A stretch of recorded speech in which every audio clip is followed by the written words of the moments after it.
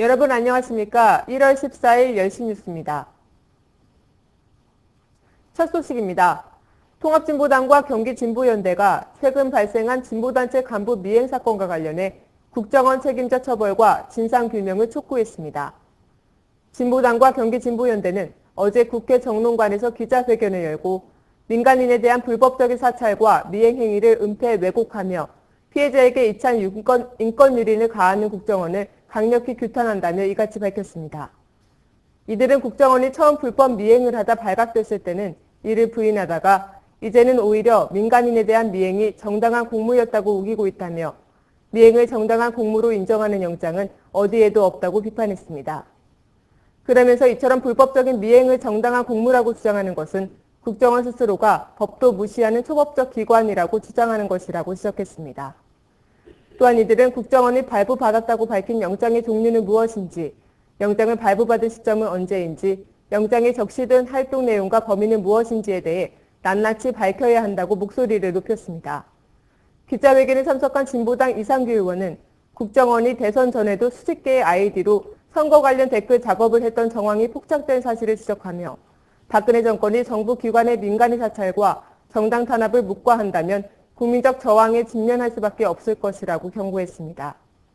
국정원 미행의 피해자인 이상호 씨도 정상적인 생활이 파괴되고 늘 불안에 떨어야 하는 상황을 경험하면서 이런 일이 재현되거나 반복돼서는 안 된다는 생각이 들었다고 강조했습니다. 다음 소식입니다. 지난 주말 경북 상주의 폴리실리콘 공장에서 염산이 누출되는 사고가 발생해 경찰과 소방당국이 긴급 방제 작업에 나섰습니다. 지난 12일 오전 11시께 경북 상주시 청리면 마곡리 웅진 폴리실리콘 상주 공장에서 탱크 안에 들어있던 염산이 누출됐습니다. 염산 누출 사고는 200톤 규모 탱크 배관에 금이 가면서 발생했으며 경찰과 소방당국은 밸브가 얼어서 터진 것으로 추정하고 있습니다. 그러나 다행히 사고가 난 공장은 6개월 전 웅진그룹의 경영 악화 이후 가동되지 않아 인명피해는 발생하지 않았습니다. 염산은 물에 염화수소를 녹여 만든 유독용액으로 이번 누출 사고로 인해 염산이 눈과 섞이면서 화학 반응을 일으켜 기체 상태인 염화수소로 변한 뒤 연기처럼 퍼져나간 상황입니다.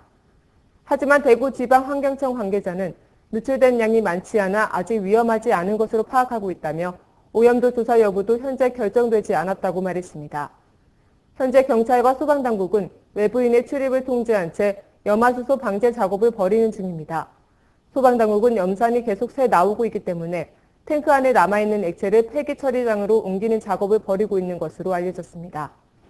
한편 상주시는 사고 공장 1.5km 이내 4개 마을 주민 760여 명에게 위급한 상황에 대비해 대피 안내 방송을 하기도 했습니다.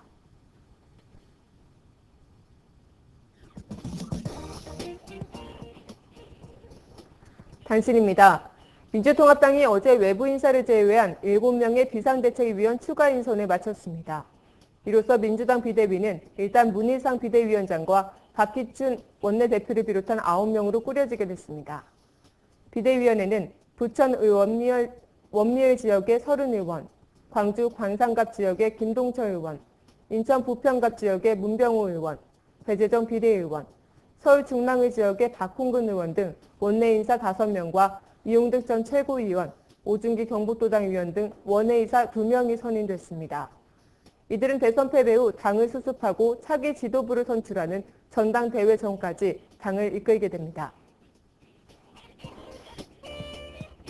새누리당과 민주통합당이 최근 논란이 된 의원연금제에 대해 지난 11일 공동 브리핑을 열고 의원연금제를 검토하지 않고 있다고 밝혔습니다. 이는 여야가 헌정의 연로회원 지원제를 폐지하기로 합의한 대신 일부 의원들이 공식적인 의원연금제 도입 방안을 거론하면서 특권이라는 비판 여론이 일자 진화에 나선 것으로 풀이됩니다. 새누리당과 민주통합당의 원내대변인은 차제에 무엇이 국회의원의 특권인지에 대해 논의하고 내려놓을 것은 모두 내려놓겠다며 국회의원이 국민에게 신뢰받도록 정치 국회 쇄신을 이어나갈 것이라고 다짐했습니다. 아르바이트 경험이 있는 경기도 안양 지역 청소년의 66%가 근로계약서를 작성하지 않는 것으로 나타나 청소년 노동인권 침해가 우려되고 있습니다. 11일 안양시 청소년 육성재단에 따르면 지난해 말 안양 지역 고교생 500명을 대상으로 아르바이트 실태를 조사한 결과 66%는 근로계약서를 작성하지 않았으며 46%는 부모 동의서를 받지 않았습니다. 특히 이들 가운데 제때 급여를 받지 못하거나 정해진 금액보다 적은 액수를 받은 청소년도 45%에 이르는 것으로 조사됐으며 이 중 4명은 성폭행 또는 성추행을 당한 경험이 있다고 답했습니다. 1월 14일 10시 뉴스를 마칩니다. 지금까지 강민선이었습니다. 감사합니다.